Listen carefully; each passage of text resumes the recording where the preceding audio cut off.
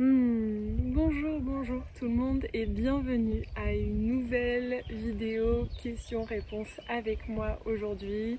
Si vous ne me connaissez pas, je m'appelle Danielle, je suis prof de yoga dans le Berry et je m'amuse en ce moment à répondre aux questions de mes élèves sur YouTube pour partager les réponses avec tout le monde parce que je suis sûre que mes élèves ne sont pas les seuls à poser ces questions et c'est de l'information qui est intéressante, je trouve, à partager. Donc bienvenue, aujourd'hui la question a été posée par rapport à que veut dire poser ou ancrer les 4 coins de ses pieds au sol. Alors je sais pas si c'est quelque chose qu'on dit seulement en anglais, et si vous me connaissez, vous savez que je suis quadrilingue, et donc je mélange mes langues des fois de temps en temps. Et que peut-être c'est quelque chose qu'on dit seulement en anglais, poser les 4 coins ou ancrer les 4 coins des pieds ou des mains dans le sol. Je pense avoir déjà entendu des profs en français dire ça aussi. Alors si on débute en yoga, sûrement il y a des mots ou un certain type de langage que vous aurez entendu et vous vous demandez « Ah mais il y a tout le monde qui comprend, moi je comprends pas ».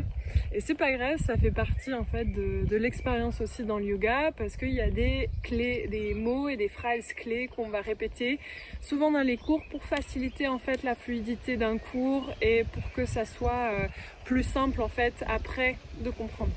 Alors qu'est-ce que ça veut dire poser les 4 coins des pieds ou des mains par terre? Alors je vais vous montrer ma main. Voilà ma main. Comme vous pouvez voir, une main, la paume de main elle est un peu carrée. Donc on a la forme ici. J'espère que vous arrivez à voir avec le soleil et l'ombre. Voilà, alors 1, 2, 3 et 4. Alors une des raisons, et puis le pied, je vais vous montrer le pied.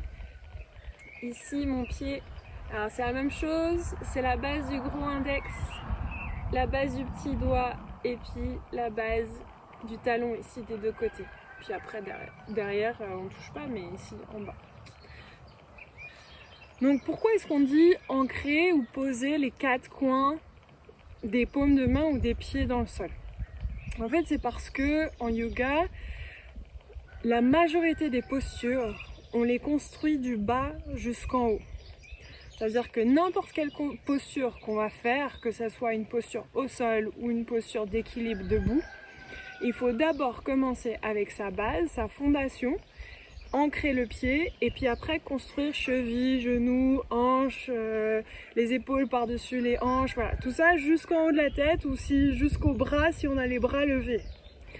Et donc c'est important en fait de savoir ça parce que quand on va se poser dans une posture, si on n'a pas les pieds bien ancrés, ou si on n'a pas les chevilles posées, tu vois, s'il y a les chevilles, les pieds qui tombent d'un côté ou de l'autre, ou si on a les genoux qui rentrent vers l'intérieur ou qui sortent vers l'extérieur à la place d'être par-dessus les chevilles, ou si on a les épaules pas complètement par-dessus le bassin, ça va apporter un déséquilibre dans la posture.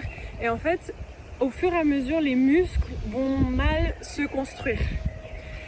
Et donc, il faut se rappeler que anatomiquement, on a un squelette, on a des muscles, on a après les fascias et des membranes et des fibres par-dessus, et puis après on a la peau et tout. Donc si on prend cet ordre-là vite fait d'anatomie, l'importance en fait, c'est de se rappeler que les muscles tiennent les os. Donc si on n'a pas les muscles assez forts, les os vont pas tenir. Mais si les os sont mal placés les uns sur les autres, les muscles vont mal se former. Donc c'est pour ça que quand on plante le pied bien à plat et qu'on écarte les doigts de pied et on plante surtout la base du gros doigt de pied, du petit doigt et l'arrière, et dans la main surtout la base de l'index et le pouce ici. Comme ça, quand on est en chien tête en bas ou quand on a des postures qui lèvent et on pousse dans le sol, en fait ça permet déjà une traction, donc on glisse moins, mais il y a l'énergie qui va descendre dans le sol, ainsi que l'énergie quand on tire vers le haut. Dans chaque posture, on va retrouver une dualité d'énergie, une énergie qui descend, une énergie qui monte. Et donc c'est important de ressentir ça dans son corps. Si on n'a pas en fait cette stabilité des 4 points d'ancrage dans le sol, après en fait tout en haut c'est pas stable. Donc on peut être sur un pied, sur les deux mains, sur quoi qu'on veut.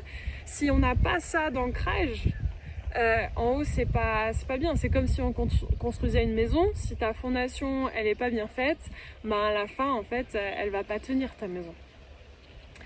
Donc pour répondre vite fait, en fait ça c'est pourquoi c'est important. Qu'est-ce que ça veut dire? Ancrer ces 4 coins, ça veut juste dire poser en fait et ancrer ces 4 points là, donc de la main, encore si je vous remontre la base de l'index, la base du petit doigt et les 2 bases du bas, c'est la même chose sur le pied. La base du gros doigt de pied, la base du petit doigt de pied et la base ici du talon. Voilà, donc ça c'est une réponse vite fait.